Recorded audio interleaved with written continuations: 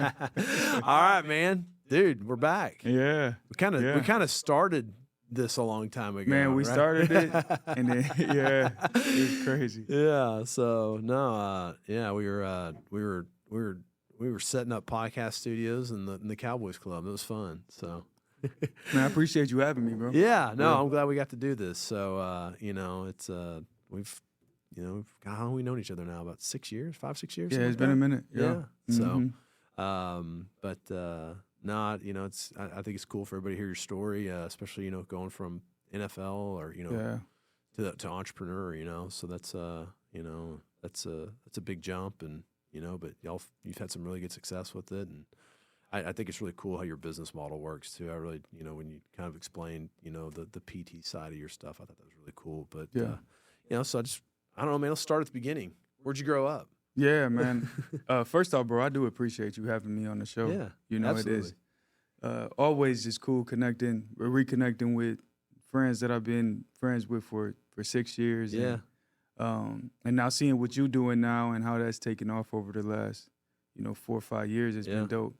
From Grand Rapids, Michigan. Yeah. And I've been here for about 10 years now. And bro, now Dallas is home. Yeah. I went to Central Michigan, a university back in Michigan for college. And bro, like now Dallas is home, man. It's been a blessing being here now. So you go to Central Michigan, you're playing football there, and then you have the opportunity to go to the NFL. Mm-hmm. So tell me about that experience when that transition from college to the NFL starts happening.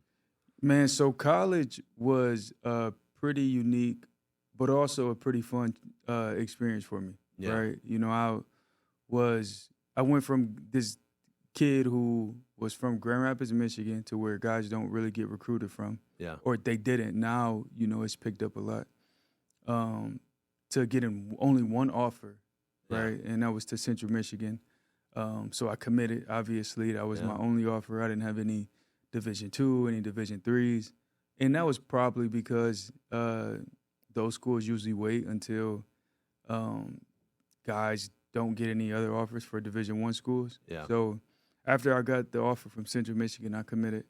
And the journey was very up and down, you know, and I feel like that's how life is. Yeah. It's a very, up and down journey.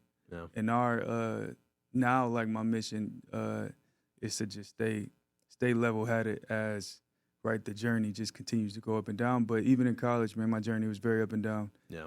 I came in, started as a freshman, and, had a decent amount of success as a freshman. Started off my sophomore year, I had a lot of success as well, too. And then, that's when, everything starts to go downhill. And, me and the coach was going at it, and, we just didn't align with each other, right, at all. So towards the end of my sophomore year, he ended up benching me, and the guy came in, took my spot, and played really, really well, right? The guy came in and had like 3 pick sixes in 3 games, right? And, it was insane. And then junior year came, and, I didn't start at all any of my junior year because, we had a senior on one side of the field and then the guy who took my spot on the other side of the field. Mm-hmm. But I was coming in and was like the safety that would, if we really needed to win a game, they would bring me in and put the senior out, and it would be me and the other safety who took my spot. Yeah. So, it was us two. And then senior year, was that 1 year I needed to show the scouts and everybody, what I'm really made of. Yeah. And, that's the year that I had my best year in my career, honestly. Yeah. And that's where I got drafted from. Yeah. Was literally all off of my senior year. Yeah. Yeah. That's pretty crazy going from being benched to you went straight up into the right at that point. Your stock did, that's awesome. So and we got a new coaching staff around that time too, and and I'm sure that really resonated with NFL teams. Like, hey, how can this kid deal with adversity? Yeah. And instead of running from it, which I was planning on, I was trying to do, and now in our age, all the guys, I mean, you can, right? Because you got the portal, and there's no consequence to leaving. back then, you know, if we would have left, we would have had to sit out a year. Yeah. Right, for transferring.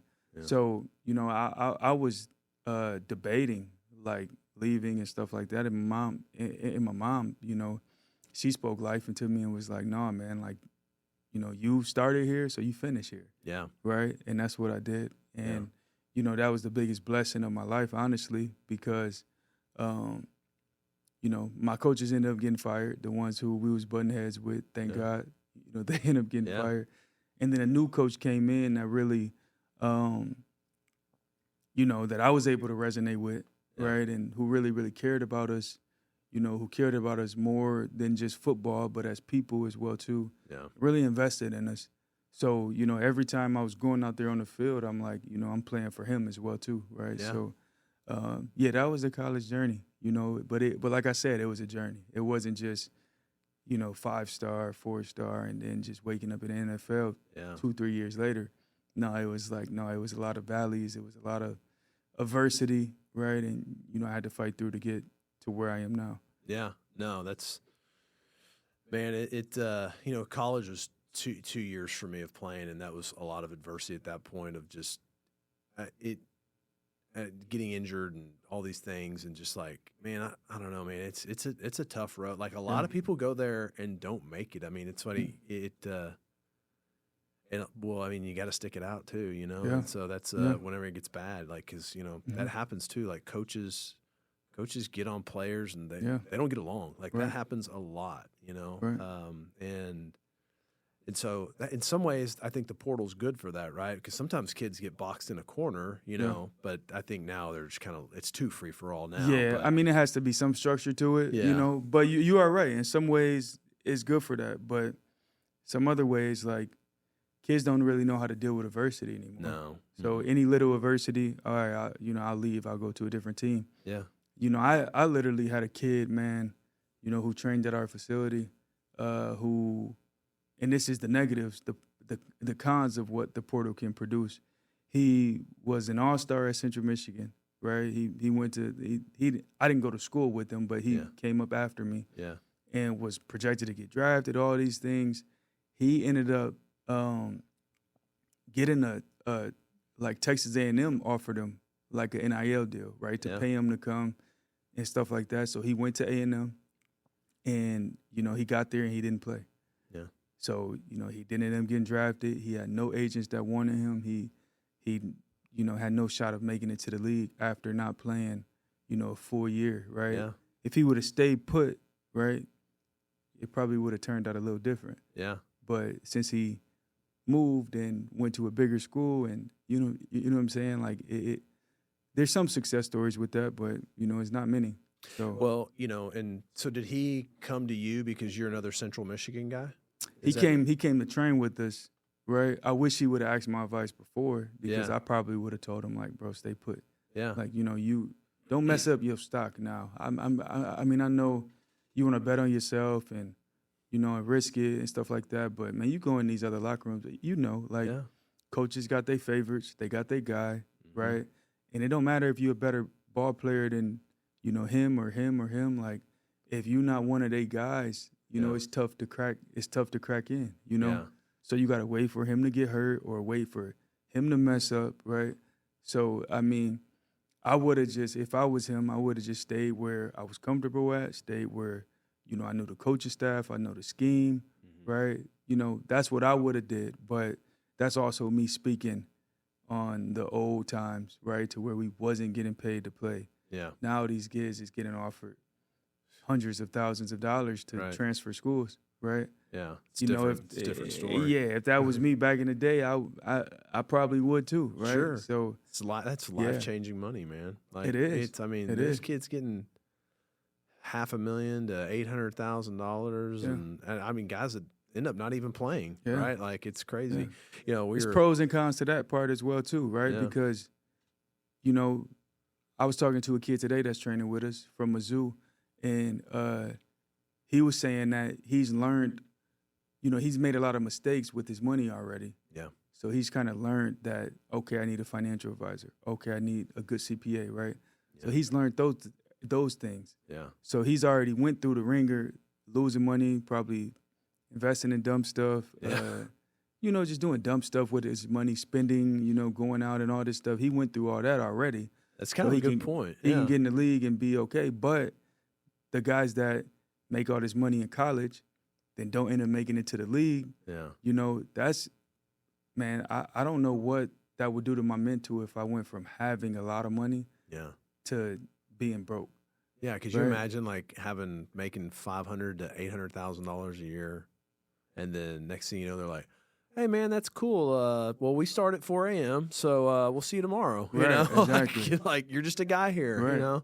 Right. And I was just at lunch with a couple of former my teammates at Tech, and we were sitting there talking about the portal stuff and talking about how, I asked you that question about that kid coming to you because you're from Central Michigan, because that's part of his network, right? Mm-hmm. Being able to reach out to, Central Michigan kid calls you, you're gonna talk to him, right? And we were like, man, like these kids that go to all these different schools all the time, they're not gonna have any kind of network. No type of network. They didn't go anywhere. Really. No type of alumni group, you know what I mean? Like that's, I got asked to be in the alumni group in Vegas. I was only there for 10 weeks, right? Like, I have no real connection with the Raiders other than being there for 10 weeks, right? Yeah. I still joined the group, but I have no connections there. Yeah. It's different from my 4 years here in Dallas, right? Yeah. That's completely different. You know what I mean?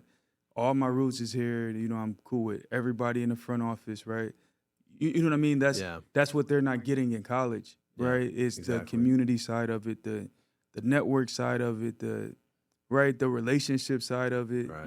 The ties back. You have no ties back to any college anymore, right? Right. It's definitely like a lot of cons, probably a lot more cons than pros, right, to this transfer portal, NIL type of stuff, in my opinion. I don't disagree.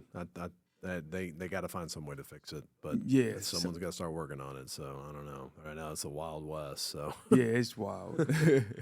Well, tell me about playing for the Cowboys, man. That's got to be pretty cool. Like, yeah, man. Honestly, bro, it's been the biggest blessing in my life. Honestly, the biggest gift that God has blessed me with was playing for the Cowboys.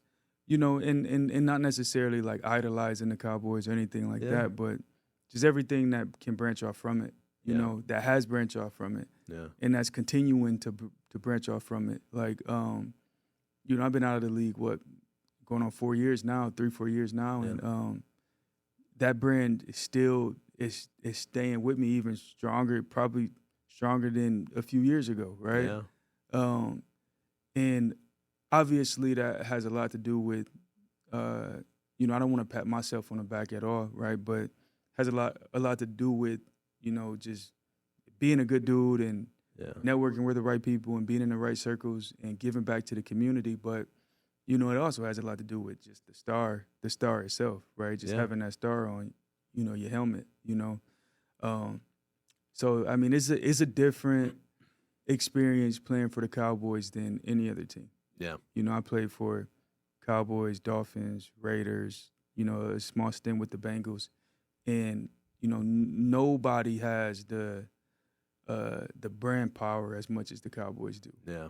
And that's and it's the honest to God truth, right? Yeah. I tell the Combine guys, like, bro, the Cowboys is, it's different. Yeah. It's different playing here.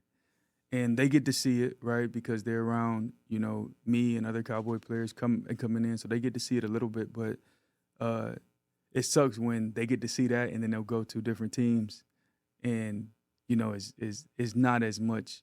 It doesn't resonate as much with people playing for these other teams. Even like the Kansas City Chiefs, right? Yeah. Like, they have a lot more than any other team, right? Because they won Super Bowls back to back. Over the last 10 years, they've been a dynasty, but it still doesn't have as much power as what the Cowboys have.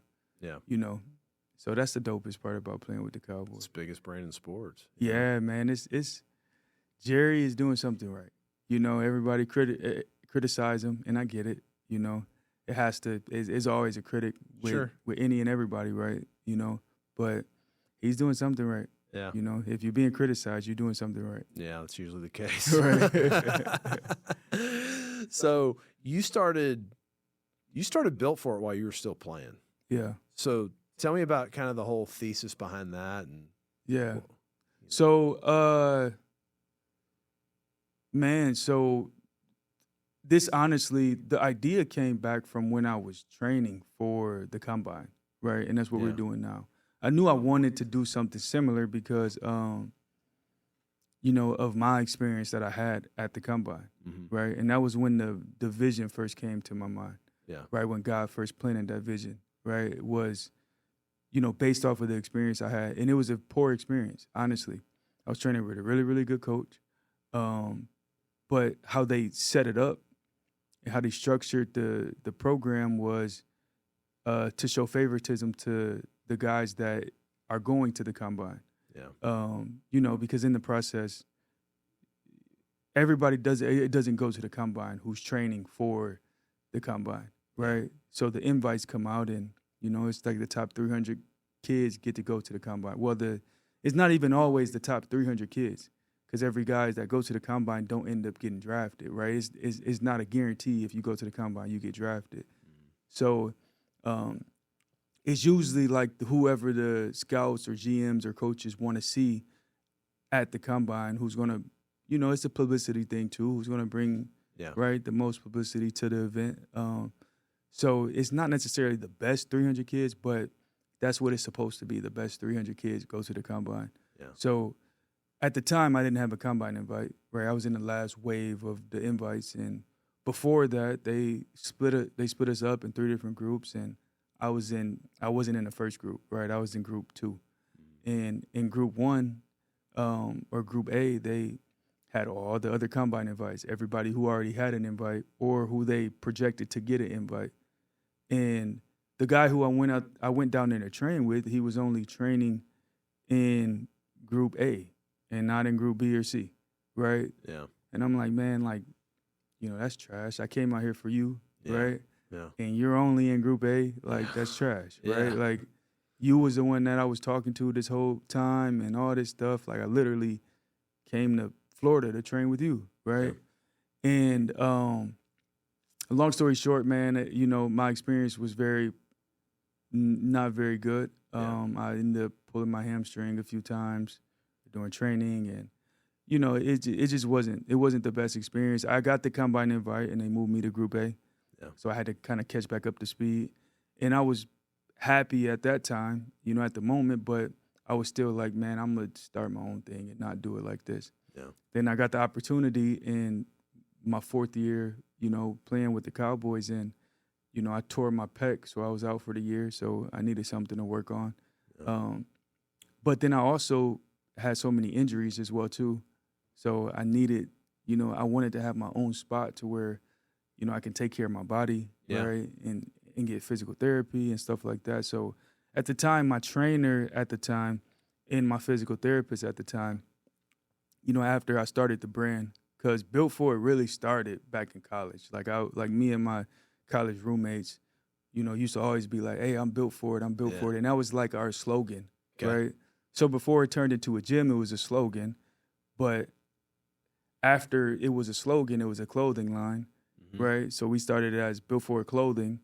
And then, you know, we transitioned it to a gym, right? So, you know, but Built For It has always been like my motto from college, right? So, yeah, we turned it into a gym. My trainer at the time and my physical therapist at the time, you know, we all partnered together.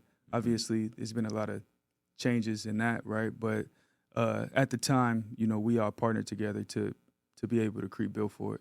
To create Built For It. And yeah, man, God has had his hand on it since. You know, he's been blessing us ever since. There's been a lot of ups and downs as well too. I mean, as you know a lot of them. But at the end of the day, like, you know, God has blessed us. Well, I mean, it's pretty, you know, you went from pretty much just like a little small bay industrial business park, a little shed, to then a nice little spot, and then we doubled that spot. Then you opened South Lake, so now you. And then we bought APEC, and then we sold APEC. You know, sold APEC, and that got the building still. Got the building, that's what we were just going over a minute ago. So, it's you've had a lot of things with that business, but you know, I think the I think the cool thing that you do there too is the combination of the PT part. Yeah. Like that's something that a lot of gyms just don't have that part, So that's I mean that's I rehab my ankle there, and son's rehabbed his knees there, all that stuff, and so it's and the people who we got there, man, the people is like very genuine people, God fearing people, right? Mm-hmm. Like they all really really care about the people, right? They really care about serving people. Yeah. And it's not a one man show. It's like people don't come to Build For It because of me. They don't come to Build For It because of anybody besides our people. Yeah. Our people make Build For It. And that's what we've been blessed by. Honestly, is being able to attract some really really good therapists, some really really good trainers. Yeah. Right. And being able to combine that. Now all we need is good support staff, and we've been able to attract that as well too. So, our people has in business, your business is only good as your people, No doubt. Unless you're a genius and you just create you invent a product that's, you patent and you can sell it, right? Like sell it and sit back and collect checks. Yeah, but we're in an industry to where you can't really be substituted by AI. No. You know what I mean? So you need to have good people. Yeah.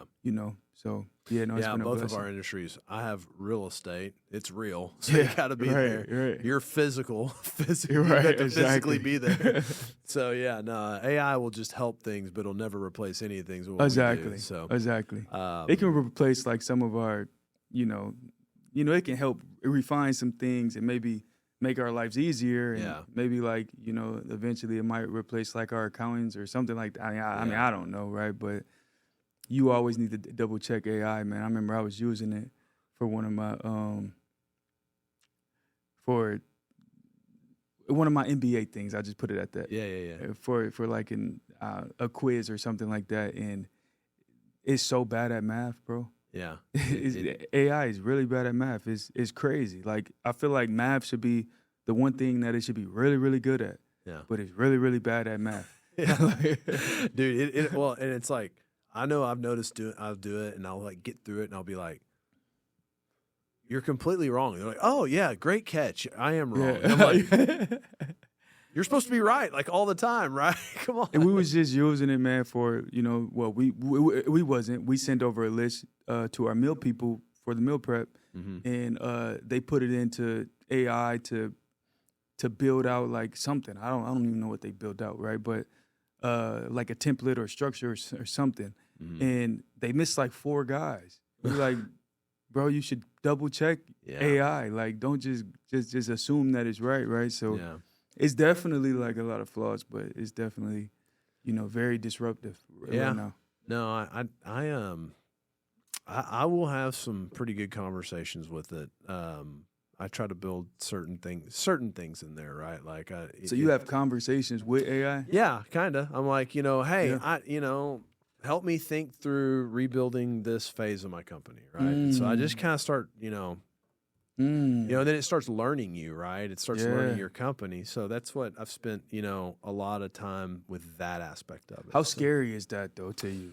It's not that scary to me because you don't think it's scary that you're telling it all your information and it's learning who you is. I mean, dude, don't you? When you say something, next thing you know, you look at your phone. It's Instagram's got you already. Like, I mean, they got us, man. I don't think we're getting out of it. So, no. So just give them all the information. Then you put your social on that and all that. Huh? Your social security. Next thing I know, I'll look at my credit report and someone ran out a whole bunch of credit cards on it. But no, I mean, like, I'm not afraid of like a plan or anything getting out. I mean, at the end of the day, those things take work. Right. It all takes work, and there's no substitute for hard work. So, but I do enjoy like getting in there and like, okay, like it's been very helpful for me, like really. So like one thing I've been doing a lot of lately here, what we do is we take a personality profile test with everybody, so, and what we're doing this quarter as an initiative between all of us is like, hey, it's called a DISC report.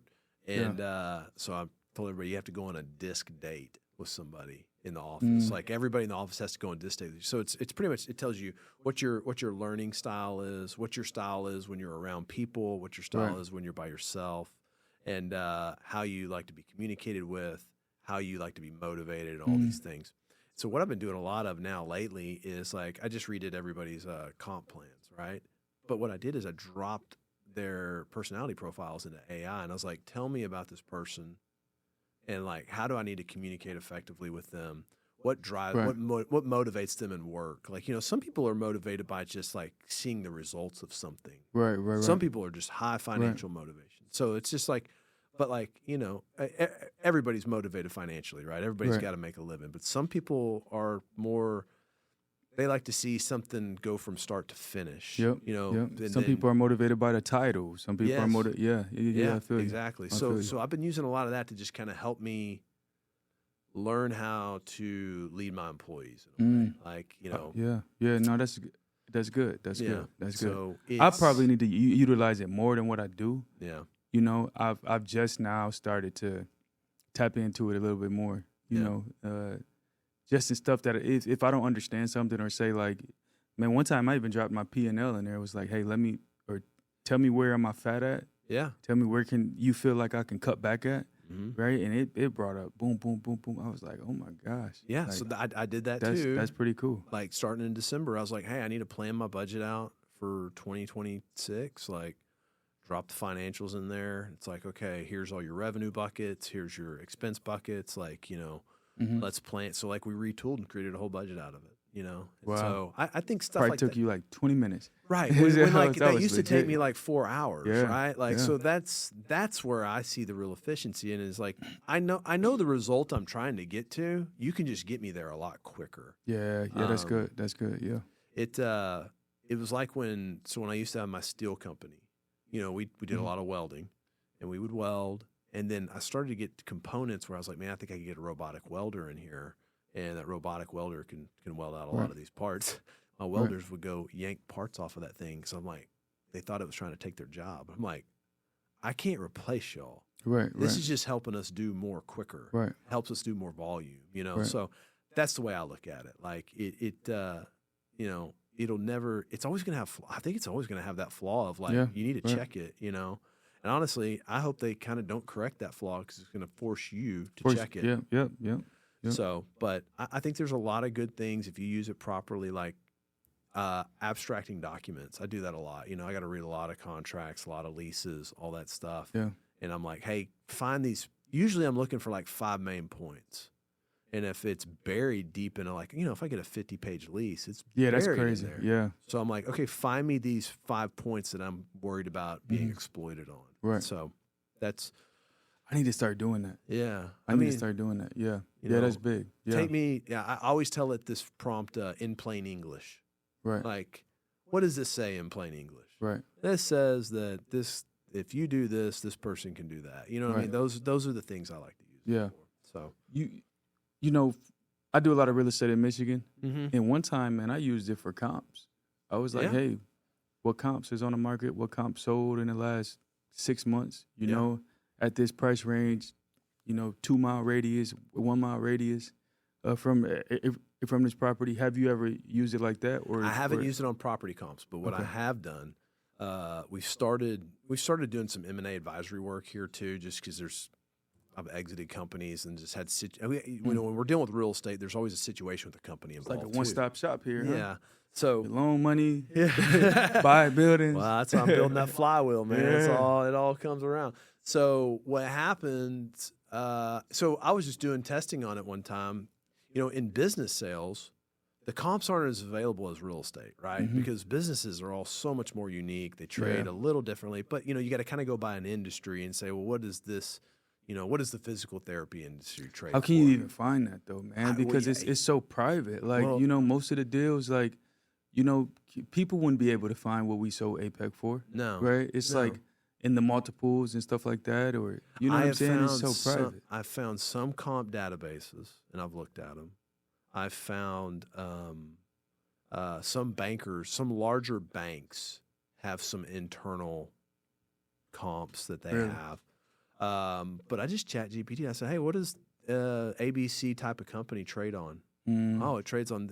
And so, interestingly enough, I had one that I had like 5 comps on of multiples.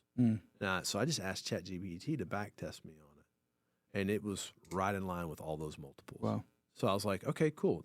Tells me really quick what this industry should probably trade at. I did that with two separate type of two companies. So some people are like, I was like, oh, that's pretty good there. Like right. Because it's pulling data from somewhere, like it's going out and looking for it across the whole internet and coming back to you with it. So someone has written an article or a report on that, because that's harder. Someone said these should trade at this, and it was, one of them was on like an equipment rental company that I looked at, and it's like they should trade between a 4 times multiple. You was looking at buying it? No, I had a guy that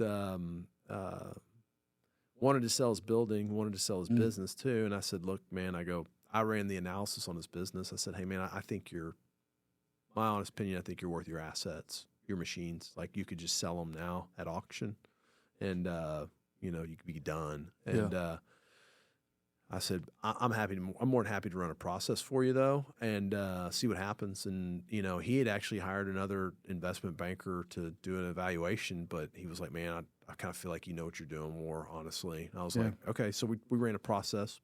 I had a couple offers. I had like 3 offers on it, but they all had like a earn out or an owner finance component. He just didn't want it. He just wanted his cash, and he didn't want to do an owner finance because he didn't want someone taking his machines and then they screw up his machines and there goes his collateral.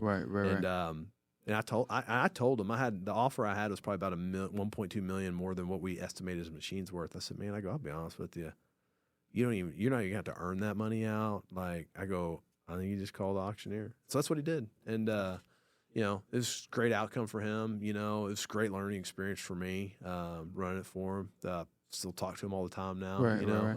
Great guy, and it was a great outcome. He sold his building and all that stuff and retired. So, but it was right on point with the multiples of what everybody that came to me that had been in that industry that was looking to buy it was saying. Yeah. Oh wow! So that's kind of where I've found a lot of value in that thing. So, but I mean, gosh, I wish I had more time just to keep learning it.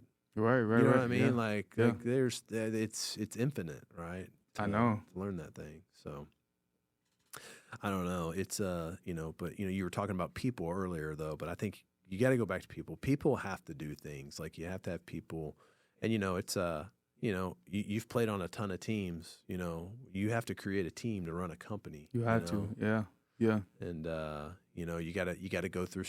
I was talking to a buddy of mine, and I said, hey man, like, how did you think about some people that had started with you versus some people that that were new with you? And he's like, man, I'll be honest with you. I go, because like I told him, so when I look at your company, I was there at the beginning with you selling you buildings, and now you're here. He's like, man, he goes, I'll be honest with you, a lot of people that started with us, they aren't here anymore. So sometimes you got to go through a lot of people to get to the right people. Get to the core. Yeah, man. But that's business though, man. It is. It's business. Because then it's like matchmaking. Like you trying to find a match, they trying to find a match. You might match for a few years. You might match for a few months. You know what I'm saying? And one of you guys feel like it's not the right match. Then they, you know what I mean? It's I mean it's definitely a unique challenge. Because sports came natural for me, right, all my life, right? Sure.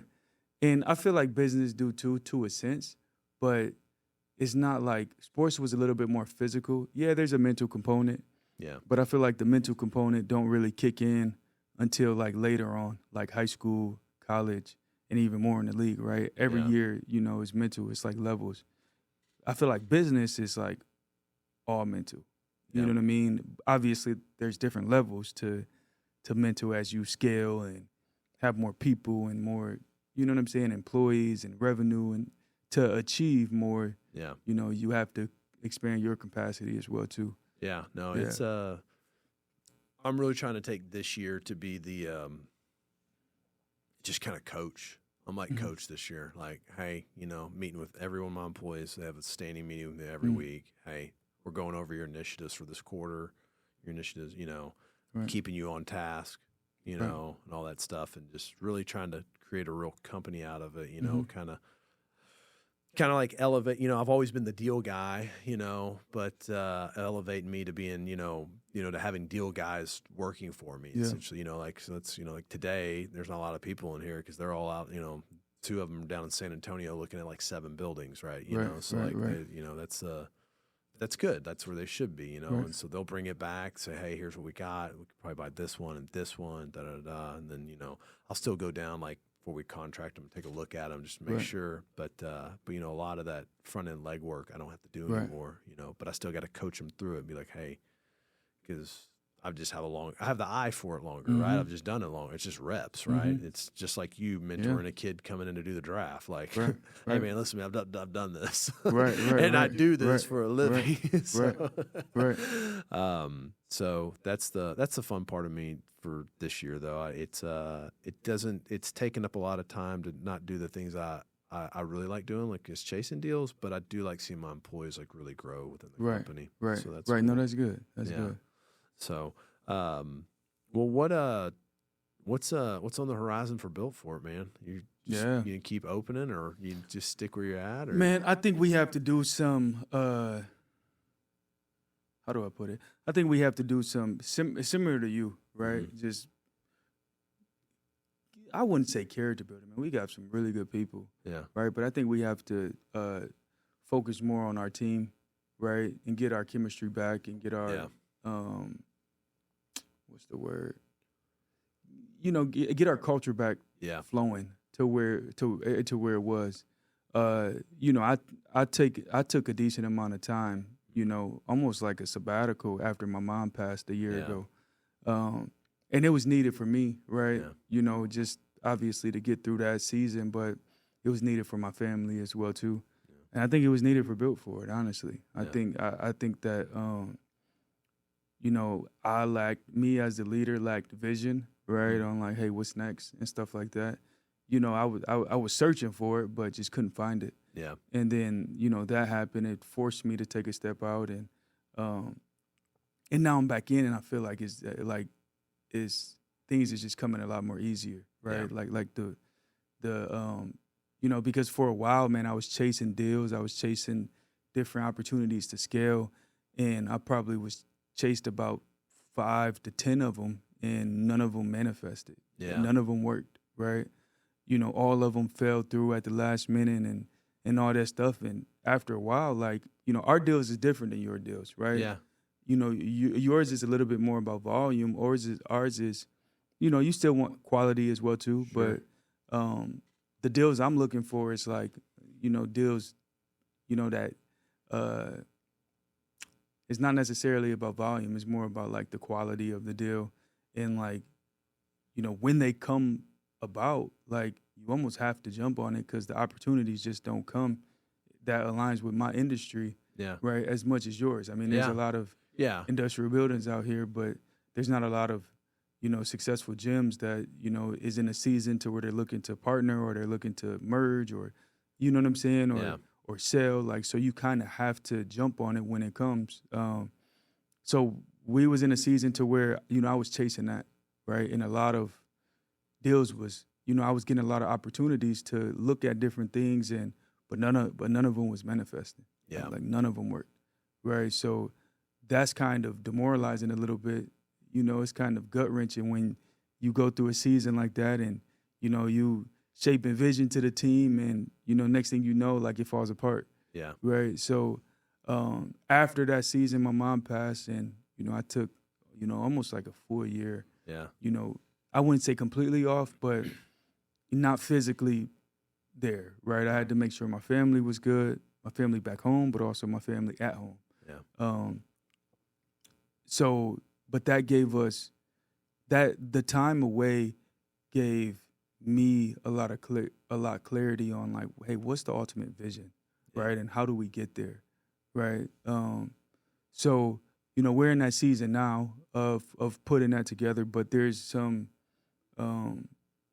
just refining that we have to do internally before I feel comfortable going out and attacking it. Yeah. Right. And that's kind of where we are right now.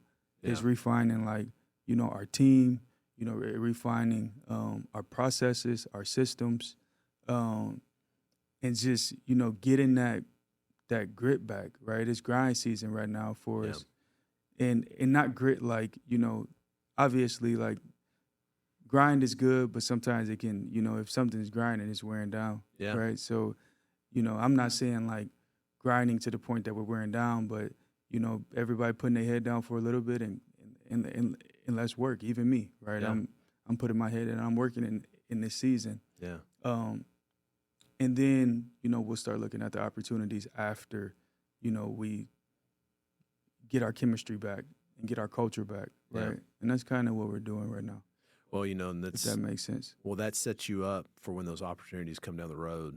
To be able to jump on them. To be able to jump on them, because you're right. Like any kind of like more of a business merger or an acquisition, man, there's so much more that goes. I mean, a piece of real estate, it's kind of like you said. I mean, there's plenty of industrial buildings. Like I can look at a building and go, oh yeah, we'd buy that, sure. Like why not? Does the math work? Cool, But a business is, man, how do you tuck these two things in together? Like and how do you get who over there do I really need? Who do I need? Do I need those people? Or do I need their setup? Or what I mean? There's a guy. When I sold my steel company, the guy that was helping me at the time with that gave me money. He's like, "Well, you understand real estate." He said, "When you sell a building, there's 5 things that go wrong. He goes, you sell a business, there's 500. Right. There's so much more to it. Yeah. So. Yeah, man. You're right, bro. It's a lot that goes to business. Obviously, it's a lot more.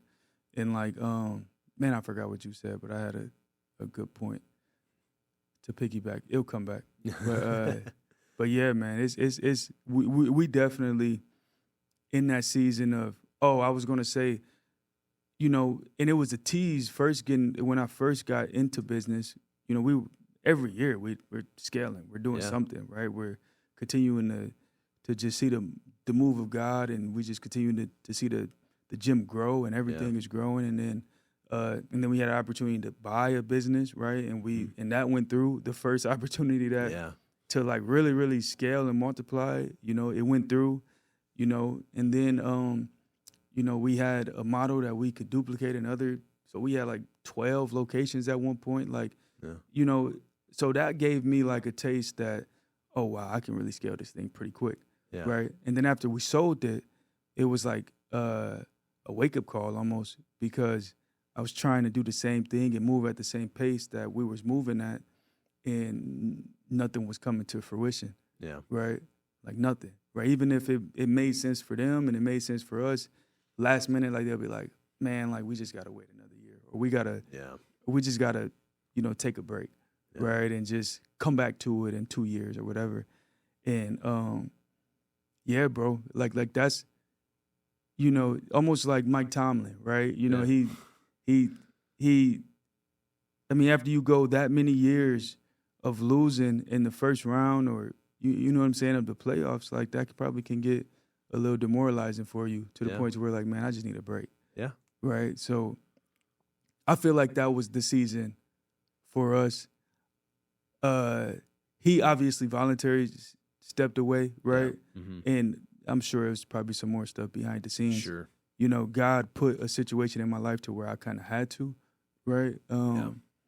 So different reasons why, but, I do believe that when he come back, if he even takes a break, that he'll come back a lot stronger and a lot more fire, probably a lot more clarity. Yeah. And that's what I got after taking some time off over the last year. Yeah. Just the fire back for the industry. Because for a while, man, I'm thinking like, man, is this what God really want? Is this the industry that he want me to be in? Yeah. And then you start dabbling in other things, and you know what I mean? And, and I had to go through a season of silence, or a season of, just taking a step back. Yeah. To where I had to realize, it came to realization that, no, this is what God wants me in. And this is my purpose. So, that's a long answer to your question. But, you asked what's next with Built For It, and, that's next. You know what I'm saying? Like, we back at it. We back on fire. The grit is back. The grind is back. You know what I mean? Like, back when, we was meeting up at the Cowboys club, head down. You know, I'm back at it, back networking, back trying to, you know, just make this thing come back alive. And it still is alive, right? It never died, and that's the blessing behind it. That's how you know it's really, you know, God's hands is on it, because, you know, like, you know, I tell people all the time, like, Built For It it doesn't run based off of one person. Yeah. You know, I literally physically stepped away for a year, and it ran without me. Yeah. Right. Like, you know, that to me, that wasn't, you know, for some people that can be very humbling. It can be a humbling experience that their business doesn't need them. Right. For me, it was a cool thing to see. Right. It was a blessing that, man, this still running. Right. That's dope. Right. So, but now it's time to hop back in. Well, you know, to that point, being able to step away for a year shows that you actually have a business, not a job. You know what I mean? Like it, you know, and sometimes we talk to some of these companies and stuff, you know, and, you know, when the owner tells me they can never take a vacation, I'm like, well, that's not good. Yeah, that's unfortunate. Yeah. That's unfortunate, one, for you. Two, it makes your company less valuable. Right. You know, because when someone can walk away, you know, and the thing operates and generates cash, like that's a real business. Yeah, and I want to clarify, like, I didn't completely step away for a year, but you know, I wasn't as present, you know, in the building, right, for, you know, almost like a year straight, as much as I normally was. Yeah. Right, because, you know, just having to take care of family. Yeah, man. Like life happens. And my family was going through it. Yeah. All my family, even back home, I was having to fly to Michigan, you know, once a month, twice a month, right, to take care of things back there. And, you know, it was a lot, you know what I mean? So, you know, but I was still very active behind the scenes, you know, taking care of business behind the scenes. I wasn't, like, completely away from the business. But yeah, no, it's a pretty cool season to go through. Yeah. It wasn't fun, obviously. Sure, not the circumstances of it all, but yeah. No, well, I guess y'all gonna be pretty busy right now because everybody's getting ready for the draft now, right? Yeah. So it's a busy season. Yeah. It's a fun season. Yeah. You know, I'm on the field with the guys, with our defensive backs, and, you know, that's a blessing just to still be able to lace the cleats up and move around. And the guys is pretty, I think they're impressed, you know, because I say this all the time, man. Like, you know, in my industry, we have a lot of people that try to teach something that they're not really qualified to teach, right? Now, my trainers, that's why they all go to school and get a degree, right, to train somebody, to be able to train how the body moves, right? If I'm trying to get here to here faster, you know, what do I need to do to be able to get here faster, right? And my trainers got the highest certification to be able to train somebody on that, right? The highest certification to train somebody in football is to play the game, right? Especially, like, if you're doing real positional stuff, right? Like, you know, obviously a lot of coaches in the NFL never played the game. I think that's different, right? Yeah. You're not really teaching them how to play the game. You're trying to strategize. You know, you're basically trying to manage this team and put the right personalities together and strategize and build a strategy, you know, how you can beat the other team, right? Yeah. That's different than training somebody who is, you know, to be better at their position. Yeah. You know, the best people to train somebody to be better at their position was somebody that was really good at their position. Right. Right. And yeah, I mean, I was a, you know, 6 year, you know, I wasn't like a Pro Bowler or anything like that, but I made it to the NFL. Yeah. Right. You know, so these guys is trying to get to where I was already at. Mm-hmm. Who better than training them than somebody that was in the shoes that they're trying to get in, who can actually speak the language that they're trying to speak, right? That coaches is going to be speaking to them, right? In our industry, we have a lot of people that is trying to do that without being qualified to do it, right? And that's the biggest thing that I'm trying to, like, get people to understand now, people hate that I'm like, you know, a lot of these other facilities is coming at me now, but I really don't care. Yeah. They hate that I'm exposing that because it's the truth. Like, you have these skill coaches that, you know, is very good at social media, that, you know, is just out here, you know, marketing themselves very, very well, and they're getting a lot of these young kids to buy into the social media junk, but they can't teach them the game. Yeah. You know what I mean? Like, to the training. You can't teach me the game. If you can't teach me the game, like, man, football is a game, you know? And then it's a game within the game, right? And the best players master the game within the game, right? You have no recollect on anything that we're doing, you know, on that field if you never stepped foot on that field at that level, you know? You know, and that's just the truth, right? You know, that's why, you know, all of our coaches who is like teaching these guys the game, all played. Yeah. You know, Tyron Smith. Yeah. You know, he played. Yeah. You know what I mean? He's one of the best to ever do it. Yeah. You know what I'm saying? Yeah. Who better at teaching you the game than somebody who mastered the game at that level? You know, no shots at anybody else, but you know, it is what it is. Like, you can't put that on your resume. Like, so the other coaches, they can't put that on their resume. So, and I think that's why they hate it. You know what I mean? That I'm exposing it, but it is what it is. So I use the same pitch. So like when I go into M&A transaction, I go, well, I've exited. Exactly. Do you want to exit, or do you want to talk to someone that's like theoretically done it? Exactly. I go, but I call it. You want to go to you want to go to Disneyland? Well, you need someone that's been to Disneyland to show you how to get there. Like, exactly. It's like growing a business. Like, I'm not going to take business advice from somebody that's never done it. Yeah. You know what I mean? Like, come on, guys. Like, that's like, you know, and I'm not trying to tear down anybody's business at the time, but, you know, I am trying to help these kids. Yeah. Right? Man, you got to understand what you're getting into. People just trying to sell you on different things, and you know, and you just got to look at their fruits. Look at what happened. Yeah. You know what I mean? Like, it's just with my marriage. I'm probably not going to take marriage advice from somebody who isn't married. You know what I'm saying? Or that's been divorced twice, right? Or 2 or 3 times. Like, probably won't take advice from you, bro. Yeah. You know, no, not shame or guilting you about, you know, that, but, you know, I just want a different outcome. So, you know what I mean? Right. So, yeah. No, I think that's cool. I remember when you announced Tyron Smith's working with y'all on all that stuff too. That's awesome. He lives in my neighborhood, and I see him. I think he's moving now, but I always just see him walking around the neighborhood. Oh, he's so big, man. Oh man, God, bro. He's so big. he's still moving around and stuff. Yeah. Man, he's a good friend, a good dude. It's funny. I forgot to tell you this. I actually met one of your buddies the other day.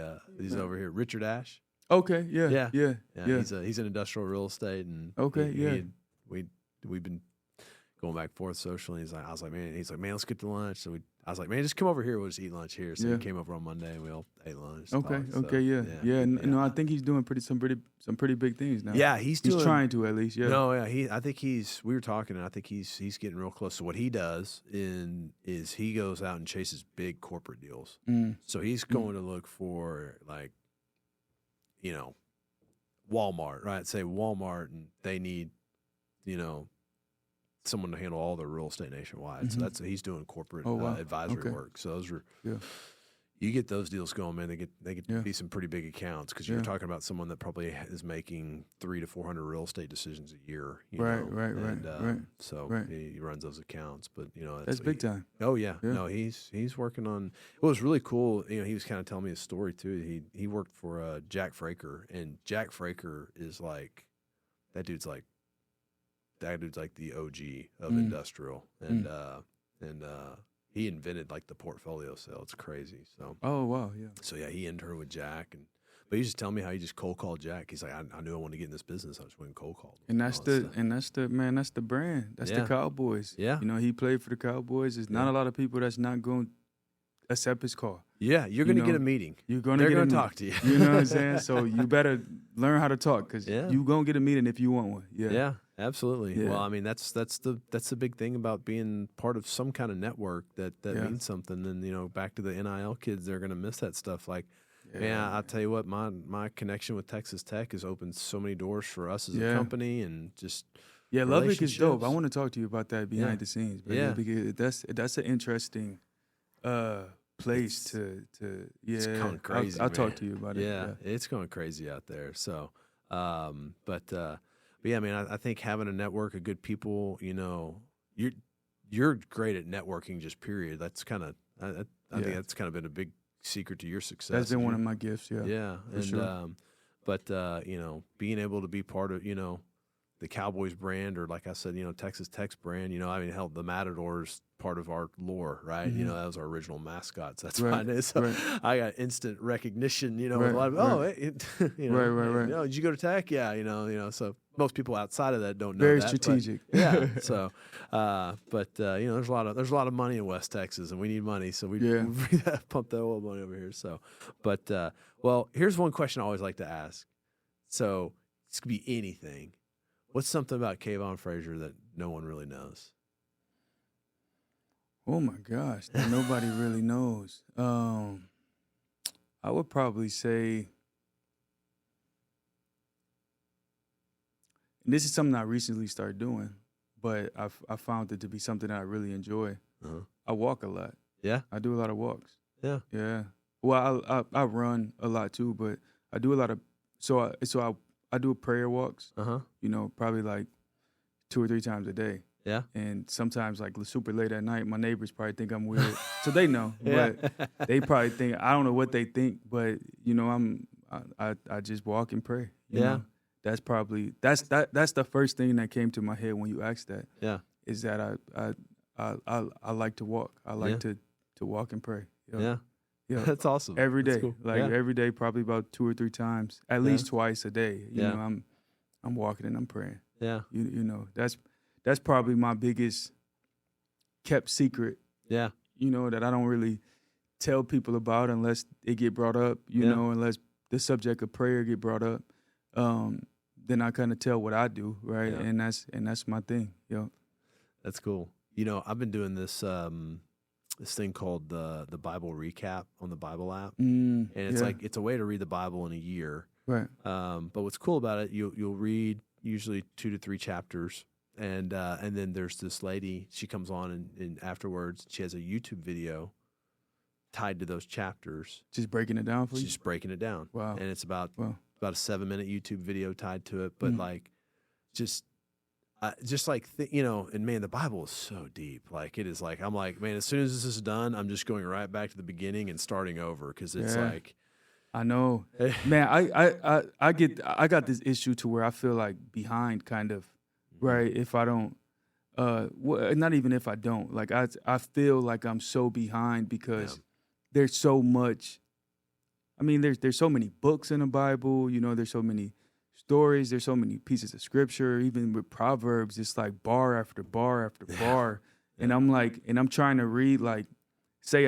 Because there's like a trick that my buddy told me, who's pretty big time in ministry. He told me if you read 3 chapters a day and 5 on Sundays, that's like a trick to read the Bible in a year. In a year, right? Yeah. So I've been doing that, but the Proverbs, man, I feel like I want to sit in it more. Like I want to sit in, you know, the different like man, what does this really mean? Yeah. You know what I mean? So it's so much to it. As you said, it's so deep to where like, but I think that's just the depth of God. Like you would never really know everything about him, right? Even if you do know the Bible from front and back, you won't know everything about God. Everything. No. You know?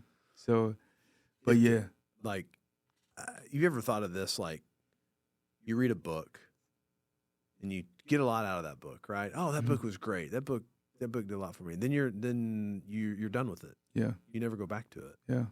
Like, I think there's probably something to say for like just going back and reading the same. Like if you want, like if there was a book that was going to be like a guide for you. Yeah. Like you just got to keep going and reading the guide, Yeah. right? Like, right. and Yeah. you know, people talk like it's funny. I remember one time a friend of mine was like, "Yeah, I want to do some motivational stuff." I go, "Well, so that's like just Proverbs. Just pull up Proverbs. Yeah, right. Just regurgitate Proverbs because that's the original motivation. That is the original principles and motivation. Right? It's crazy because I was in that phase, you know, and you know, in business, I get that everybody goes through that phase with, you know, getting all these motivational books. I have a crazy library, like a dope library with a lot of good books. But, you know, as I thought about it, a lot of them were saying the same stuff. Yeah. Right. And then I'll go to the Bible and they're basically like quoting the scripture without telling it where it's from. Right. Yeah. It's the Proverbs, the wisdom is, you know what I mean? Like they're just using the Bible to build like a book off of. And now I don't read any other books right now. Yeah. You know, if I want to gain depth on the subject, like I'm about to read this book about prayer, because I want to gain more depth on prayer. So, you know, I forget his name, but he wrote like a very, very in-depth book on prayer. So, and Miles Monroe got some good books on different subjects, but you know, if it doesn't really relate to the Bible, I just don't. You know, books are necessary, right? But like if it don't relate to the scripture, you know, to me, it's not as necessary because, you know, the Bible says that, you know, seek the kingdom first and all things will be added. You know, seek the kingdom and its righteousness, all things will be added. And what I feel like that means is, it's literally what it says. Like, go after God first and he'll give you everything else. You know, everything else will just fall in place. Yeah. So that's kind of what I've been trying to do in this season, but hopefully for the rest of my life as well too. Yeah.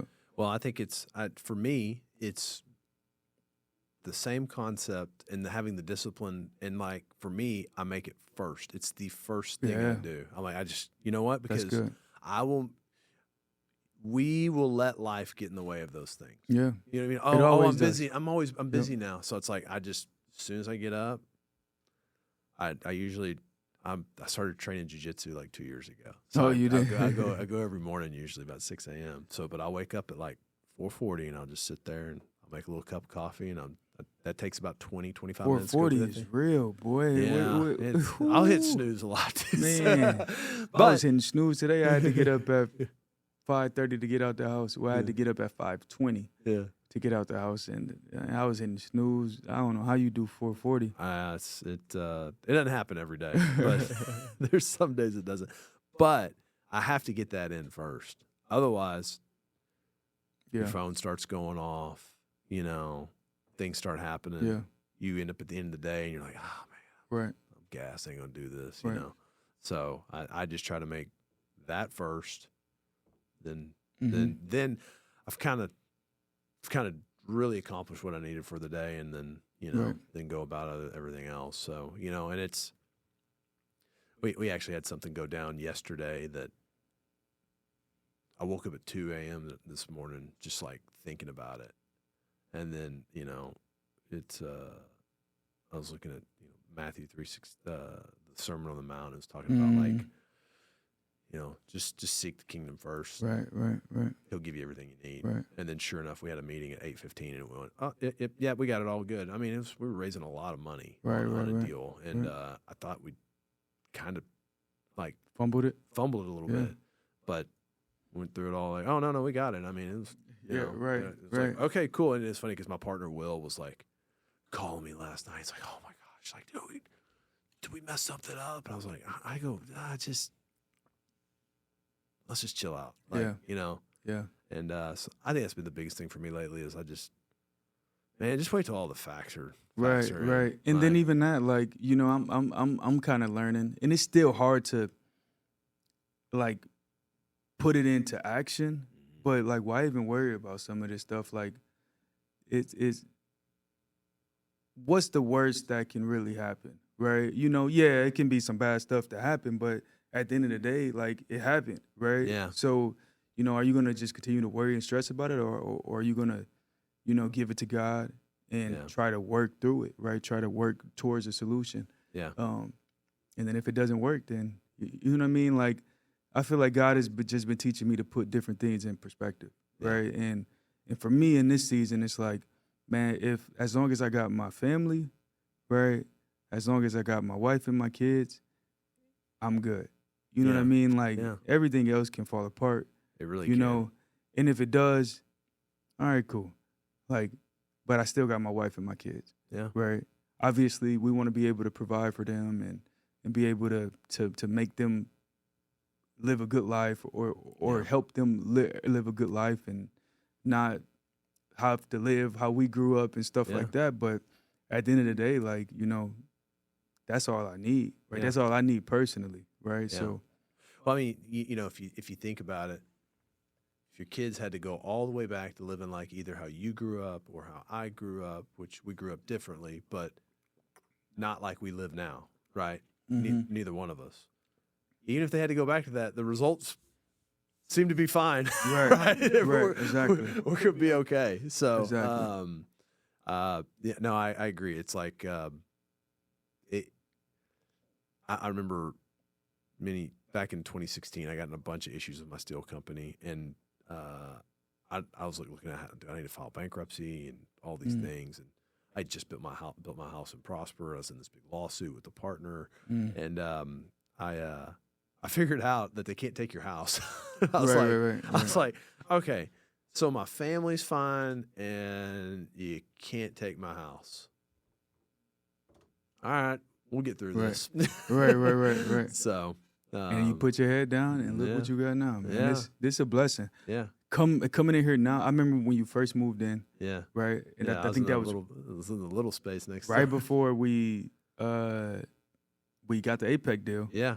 You just moved in here, and then, you know, I see what it is now. I mean, you was at the Cowboys spot before when you first started rolling. Yeah. And now, man, this is dope, bro. Yeah. I seen the Cubbies. I'm like, what? You know what I'm saying? Yeah. I didn't even recognize Isabella. Yeah, Isabella. Yeah. I'm like, oh my gosh, everybody's glowing up over there. Yeah. No, it's fun, man. We're having a good time. It's we're pretty excited about this year, and I don't know, man, it's fun. We're in a good spot now where we, you know, we're starting to sell some stuff. We're going to sell a bunch of stuff this year, so that'll be some good liquidity events for a lot of people, and just go do it again, man. I tell you what, bro, I think God is doing something special in 26. Yeah. I feel it, bro. Everybody is like, you know, has fire, bro. Like, obviously there's like a revival in the Christian community, right? Yeah. But, you know, I feel like even in the business world for the